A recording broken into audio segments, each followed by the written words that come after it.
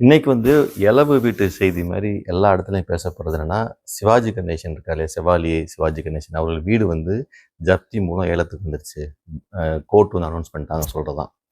நான் ஆரம்பத்துலேருந்தே சொல்றேன், சினிமா மிகப்பெரிய சூதாட்டம். இந்த சூதாட்டத்தில் ஓரளவுக்கு தப்பிக்கிறதுனா ஜெயிச்ச வெற்றி பெற்ற நடிகைகள், அப்புறம் சம் டெக்னீஷியன்ஸ் தான். ப்ரொடியூசர்ஸ் எல்லாமே எனக்கு தெரிஞ்சு ஜெயிச்ச மாதிரி பெரிய லெவலில் தெரியவே இல்லை. லைக்கா அப்படிங்கிற மிகப்பெரிய ஒரு கார்ப்பரேட்டே மூழ்கிடுச்சு இதுக்குள்ள. ஸோ சினிமா ஒரு மாதிரி சூதாட்டம் தான். இன்னைக்கு சிவாஜி கணேசனுடைய மகன் ராம்குமார் இருக்காரு, அவருடைய மகன் ஒரு படம் எடுக்கிறாரு. அந்த படத்தின் பேர் வாங்கின கடன் 3,50 கோடி ரூபா, அன்றைக்கி 3,45 கோடி ரூபா 2019 வாங்கியிருக்கிறாரு. இன்னைக்கு அது 9,45 கோடி ரூபாய்க்கு வந்துருச்சு. வட்டி 30% வட்டிக்கு வாங்கியிருக்கிறாரு. 9,45 கோடி ரூபாய்க்கு வட்டி வந்துருச்சு. அந்த பணத்தை கட்ட முடியாமல் கோர்ட்டில் அந்த வட்டி கொடுத்தாலும் போக கோர்ட் ஜப்தி பண்ணுங்க, வர காசை எடுத்துங்கன்னு சொல்லிட்டாங்க. ஸோ இது என்ன சொல்ல வருதுன்னா, இது எல்லார் குடும்பத்திலையும் எல்லா இடத்துல நடக்கக்கூடிய ஒரு விஷயம்தான். ஆனால் 2வது தலைமுறையிலே சிவாஜி அவருடைய சொந்த உழைப்பில் வந்தது. இன்னைக்கு இருக்கிற டிஎல்எஃப் இருக்குல்ல போரூரில், அது வெறும் 20,000 ரூபாய்க்கு வாங்கியிருக்கிறாரு. 20 ஏக்கரை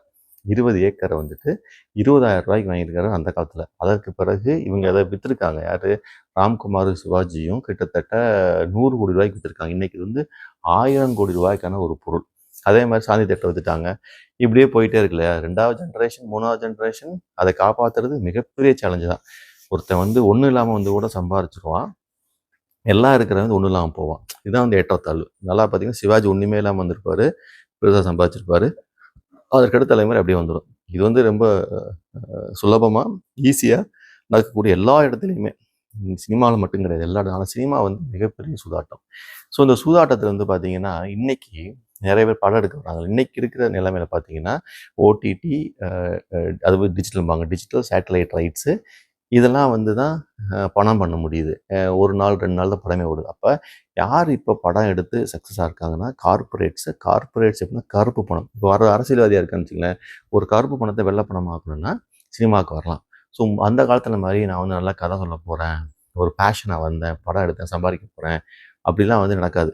இந்த கூட்டத்தில், இந்த கார்பரேட் கூட்டத்தில், இந்த அரசியல்வாதிகளுக்கு நடுவில் கருப்பு பணத்தை வெள்ளை பணமாக்குற கூட்டத்தில் ஏதோ ஒரு டெக்னீஷியன், ஒரு டைரக்டர், கேமராமேன், அதே மாதிரி ஒரு நடிகைகள் குளிர் காயலாமே ஒழிய அந்த காலம் மாதிரிலாம் படத்தை எடுக்க முடியாது. தயவு செய்து அந்த சூட்சமம் தெரிஞ்சால் மட்டும்தான் வேலை பார்க்க முடியும். தயவு செய்து இதில் நீங்கள் மாட்டிக்காதீங்க. இந்த சூழலை, சினிமா அப்படிங்கிற சூழல் மோசமான சூழல். சிவாஜி அவர்கள் எப்பேற்பட்டாலும் அவங்களுக்கு இல்லாத ஒரு சப்போர்ட்டாக இந்தியா பூரா தெரியும். இந்த நியூஸ் இந்தியா பூரா, அமிதாப் பச்சன் வரைக்கும் இந்த நியூஸ் போயிருக்கும். ஸோ அவங்க பேசுகிறது ஒரு 10 கோடி ரூபா தான். 10 கோடி ரூபா பிரபு வெளியே கை நீட்டினாருன்னா 1000 பேர் கொடுப்பாங்க. கேட்டா என்ன எங்கள் அப்பா, எனக்கு அப்பா மாதிரி பிரபு, நான் உனக்கு அண்ணன் அப்படின்னு சொல்லிட்டு 1000 பேர் நடிகை இருக்காங்க. கமலஹாசன்ல இருந்துட்டு இன்னைக்கு இருக்க சிவகார்த்திகேயன் வரைக்கும் பேசுவாங்க, ரஜினிகாந்த், அவர் இவன். ஸோ பட் அதுக்காக எல்லாரும் இவங்க கஷ்டப்படும் போது கொடுக்கணும் தேவை கிடையாது. திமிருக்கு ஆடும்போது யாரும் செய்ய மாட்டோம். உண்மையிலே கஷ்டப்பட்டு வரணும்னு நினைக்கிறவங்களுக்கு அது ஹெல்ப் பண்ணுவாங்க. பட் இதுலேருந்து வெளியே வர்றது பெரிய விஷயம் கிடையாது. அந்த வீட்டை அன்னை இல்லைங்கிறது ஒரு 18,000 ஏக்கரில் இருக்கக்கூடிய ஒரு 18,000 ஸ்கொயர் ஃபீட்டில் இருக்கிற ஒரு வீடு. அவ்வளவு பெரிய ஐகானிக்கான அந்த டி நகர் பாண்டி பசார்லேயே பார்த்தீங்கன்னா சிவாஜி கணேசன் வீடு எல்லாருக்குமே தெரியும். அந்த வீட்டை கையை வச்சுட்டாங்க, அந்த வீட்டை கொண்டு விட்டுட்டாங்கிறது ஆதங்கம் இல்லையா? அதை ஈஸியாக மீட்டரலாம். பட் ஆனால் இந்த சுச்சுவேஷன் கொண்டு விட்டுட்டாங்க அப்படிங்கிறது தான் இங்கே இருக்கிற ஒரு பாவமான ஒரு செயல். ஏதோ எல்லாம் எங்கே பார்த்தாலும் இதே பேசிகிட்டு இருக்காங்க. ஸோ சினிமா எப்பயுமே ஒரு கேம்பிளிங் தான். அது ஒரு சூதாட்டமான ஒரு விஷயந்தான். ஒரு 7% படங்கள் மட்டும்தான் வெற்றி பெறும். ஒரு வருஷத்தில் எடுத்துக்கிட்டு வச்சுங்களேன், ஒரு 100 படம் ரிலீஸ் ஆகுதுன்னா 7 படம் தான் ஜெயிக்கும். அப்போ ஒரு 7 படம் ஜெயிக்கும், 7% ஜெயிக்கக்கூடிய ஒரு தொழிலில் மிச்சம் இருக்கிற 93% தோல்வி தான். அப்போ எவ்வளோ பேர் பணத்தை இழந்திருப்பாங்க, வாழ்க்கையை இழந்திருப்பாங்க. ஒரு டெக்னீஷியன்ஸோட லைஃப் பார்த்தீங்கன்னா வாழ்க்கையே போயிடும். பணத்தை தாண்டி வாழ்க்கையே போயிடும். அவங்களோட இளமை பருவத்துக்கு விட்டுருவாங்க. ஸோ ரொம்ப ஜாக்கிரதையாக தான் இந்த சினிமா துறையில் நீங்கள் பயணம் பண்ணணும். சினிமா துறை வெற்றி பெற்றால் மட்டும்தான்.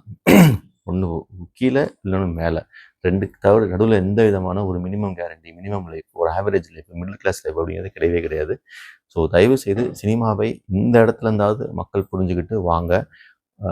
வரும்போது சரியான கேல்குலேஷனோட வருங்க. உங்கள் வாழ்க்கையோ பணத்தையோ தொலைச்சிடாதீங்க. நான் கேள்விப்பட்டிருக்கேன் அந்த காலத்தில் நடிகர்கள்லாம் எப்படி வருவாங்க சினிமாவுக்கு அப்படின்னா, தன் தன் உடைமை, தான் போட்டிருக்க ட்ரெஸ்ஸோடு தான் வருவாங்க. எந்த ஒரு பொருள், ஈவன் ஒரு காரில் கூட வர மாட்டாங்க, பெட்ரோல் கூட செலவழிக்க மாட்டாங்க. ஸோ எந்த ஒரு செலவுமே செய்யாம ஒரு படத்தில் கமிட் ஆகிட்டாங்கன்னா அவங்க வாழ்கிற வாழ்க்கை எல்லாமே ப்ரொடியூசரோட காசில் தான் சொல்லுவாங்க. ஸோ அந்த மாதிரி இருக்கக்கூடிய ஒரு காம்ப்ளெக்ஸான ஒரு டிப்ளமேட்டிக்கான பொலிட்டிக்கலான ஒரு இடம். அதே நேரத்தில் சூது, பயங்கரமான சூது. ஜெயிக்குமா ஜெயிக்காத, வருமா வராதா அப்படிங்கிற ஒரு சூது. ஆனால் மக்களின் மிகப்பெரிய என்டர்டெயின்மெண்ட் பார்த்தீங்கன்னா சினிமா. ஆனால் அந்த சினிமாவின் வெற்றி வந்து 7% தான். அப்போ அந்த 7%த்தில் உட்காந்து போராடாதீங்க, ஜாக்கிரதையா இருங்க. வருவது ஓகே. பட் ஆனால் அங்கேருந்து எப்படி எஸ்கேப் ஆகுது, அங்கேருந்து எப்படி ஜெயிப்பது, அங்கேருந்து எப்படி தப்பிப்பதுங்கிற மாதிரி தெரிஞ்சுக்கணும். அது மட்டுமே மூலாதாரம் கிடையாது. தேங்க்யூ.